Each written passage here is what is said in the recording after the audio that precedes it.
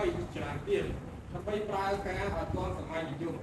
ខាងពីដំណើរពីបង្កើតថ្មីគេប្រទះឃើញពាក្យបរទេសច្រើននៅទីមកក្នុងភាសាខ្មែរ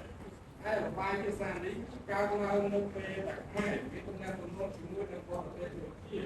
ទាក់ទងក្នុងកិច្ចការទូតទេសចរនេះការសិក្សាអប់រំសម្រាប់ពីការភាសាមានអាយុវែងកាលណារបាយភាសាក៏កាន់តែមានច្រើនឡើងសឹងរកពាក្យសុខរបស់ខ្លួនឃើញអាចភាសារបស់អាចភាសាបរទេសដែលទីមកច្រើនជាងគេក្នុងភាសាខ្មែរយើងសពថ្ងៃគឺភាសាបាលីនិងសំស្ក្រឹតភាសាបាលីចូលមកក្នុងភាសាខ្មែរតាមរយៈពុទ្ធសាសនានិងនិយមហើយភាសាសំស្ក្រឹតចូលតាមរយៈពុទ្ធសាសនាមហាយាននិងព្រាហ្មណ៍សាសនាជនជាតិខ្មែរយើងនិយមក្នុងសាសនានេះដែលមានក្រោយបានជាភាសាបាលីសំស្ក្រឹតចូលទាំងពួនណាអ៊ីកោមានអត្ថប្រយោជន៍ខ្លាំងក្លាមកលើភាសាខ្មែរហើយចាស់ឬគល់មកដល់សពថ្ងៃការនេះជាការរកឲ្យអ្នកខ្លះតាមលើលក្ខណៈដើមនៃភាសាខ្មែរឃើញហើយក៏តាំងចោលថាភាសាខ្មែរមានប្រភពពីបាលីសំស្ក្រឹត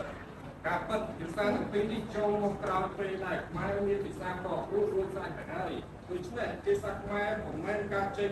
មកពីភាសាបាលីសំស្ក្រឹតគឺភាសាបាលីសំស្ក្រឹតជាម្ដាយនៃភាសាខ្មែរដោយទស្សនៈរបស់លោកជាបាទ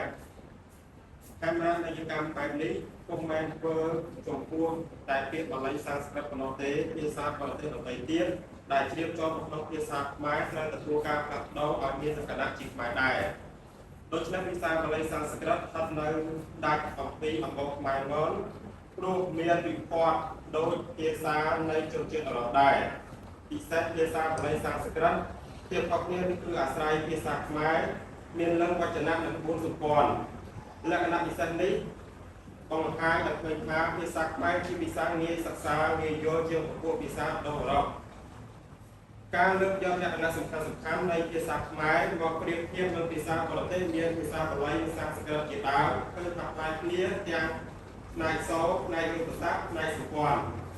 ក៏តាមទាំងនេះបានបញ្ជាក់ថាភាសាខ្មែរមានលក្ខណៈពិសេសរបស់ខ្លួនគោលគឺពុំមែនការចេញពីភាសាណាមួយឡើយតំណាក់តំណងរវាងខ្មែរនិងបរទេសធ្វើឲ្យមានលបាយភាសាបរទេសក្នុងភាសាខ្មែរក៏ពិតមែនហើយក៏ប៉ុន្តែការទទួលឥទ្ធិពលភាសាបរទេសនេះតែប្រព្រឹត្តទៅដោយការកែសម្រួលនិងស្របស្រួលទៅនឹងភាសាជាតិជាដរាបទូយ៉ាងដូចជាកាមេរ៉ានៃកម្មចំពោះភាសាបាលីសំស្ក្រឹតដែលបានពោលមកខាងលើរួចមកហើយប្រសិនបើយើងបានដឹងបានយល់អំពីកំណើតនិងគុណខ្នាតដ៏ប្រពៃនៃភាសាជាតិរបស់យើងហើយតើយើងដែលជាខ្មែរត្រូវមានករណីវិបត្តិបែបណាដែរទោះបីយើងមានការលំបាកខ្លះក្នុងការសរសេរឬនិយាយដោយសារឥទ្ធិពលបរទេសមកលើភាសាយើងយ៉ាងណាក៏ដោយក៏យើងត្រូវតែមានស្មារតីជាតិជានិច្ចលើកដល់ការភាសាជាតិដោយនាំគ្នានិយមប្រើភាសាជាតិក្នុងករណីណាដែលអាចជៀសវាងភាសាបរទេសបានហើយខំការពារភាសាខ្មែរកុំបង្អាប់កុំ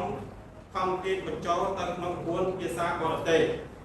លើសពីនេះទៅទៀតត្រូវខំពង្រឹងនិងពង្រីកឲ្យកាន់តែដុះដាលឡើងបើខ្មែរម្នាក់មានស្មារតីជាតិបែបនេះមែនយើងសង្ឃឹមថា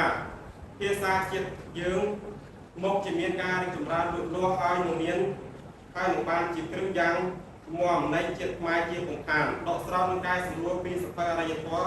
ខ្មែររបស់លោកស្រីត្រង់ងារបោះពុំគឺសករាជឆ្នាំ1975